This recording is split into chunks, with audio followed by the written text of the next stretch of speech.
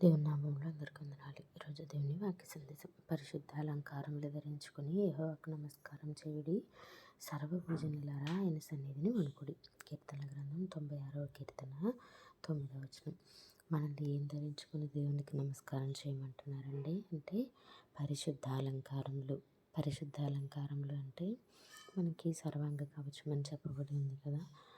విశ్వాసమును డాలును పట్టుకోవాలి.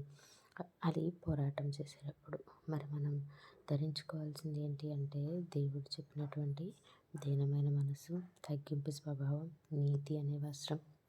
ఇలా ఏవైతే దేవుడు మనకి చెప్పాడో, దేవుడు ఎలా అయితే పరిశుద్ధంగా ఉంటారు కాబట్టి మనల్ని పరిశుద్ధంగా ఉండాలి అని కోరుకుంటున్నారో అలాగా దేవునికి మనము అవన్నీ ధరించుకొని దేవుణ్ణి ఆరాధించాలి. అంతేకాక మనం ఖరీదైన వస్త్రాలు, నగలు, డబ్బు ఇవి దేవుడు చూడడండి. దేవుడు మనలో చూసేది ఏమిటి అంటే దేవుడు చెప్పినట్లు మనం జీవిస్తున్నామా లేదా అని మాత్రమే దేవుడు చూస్తారు.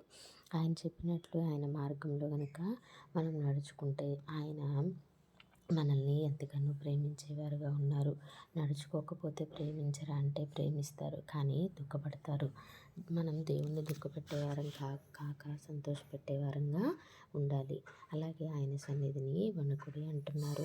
నిజంగానే కదండి, మనం చేసిన పాపములను బట్టి, దోషములను బట్టి ఎప్పుడో నశించి నిత్య నరకాగ్నికి వెళ్ళవలసిన వారం. కానీ ఇంకా ఎలా ఉన్నాము అంటే అది కేవలం దేవుని యొక్క ఉచితమైన కృప మాత్రమే. ఆయన మనం ఈ క్షణం ఊపిరి ఉన్నామంటే అది దేవుని ఉచితమైన కృప మాత్రమే. కాబట్టి మనము చేసిన పాపములను బట్టి, దోషములను బట్టి ఎప్పుడో నశించిపోవాలి. కానీ అలా కాకుండా ఇలా ఉన్నామంటే దేవుని దయ మాత్రమే. అది జ్ఞాపకం ఉంచుకోవాలని ఆయన సన్నిధిలో మనల్ని మనం పరిశుద్ధపరచుకొని ఆయన చెప్పినట్లు జీవిస్తూ ఆయనకు మహిమకరంగా జీవించాలి అని కోరుకుంటూ వందనాలు.